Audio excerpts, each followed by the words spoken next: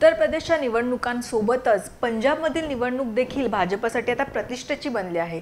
त्यामुळे ही निवडणूक जिंकण्यासाठी भाजपने जय्यत तयारी केली आहे। परंतु असे असताना कुठेतरी भाजपमध्ये अंतर्गत संघर्ष पुन्हा एकदा उफाळून आल्याचे दिसून येत आहे। भाजपचे पंजाबमधील खासदार असलेले विजय संपाला यांनी आपल्या प्रदेशाध्यक्ष पदाचा राजीनामा अमित शहा यांच्याकडे सोपवला आहे। त्यामुळे आता राजकीय वर्तुळात वेगवेगळ्या चर्चांना उधाण आले आहे।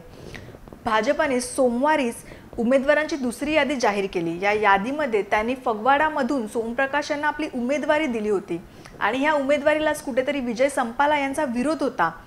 परंतु त्यांचा हा विरोध डावलून भाजपने त्यांचे नाव कायम ठेवले। त्यामुळे नाराज झालेला विजय संपाला यांनी आपला राजीनामा अमित शहा यांच्याकडे सुपूर्द केला आहे। आधीच नवजोत सिंग सिद्धू यांनी भाजपला सोडचिठ्ठी देत काँग्रेसची हातमिळवणी केली होती।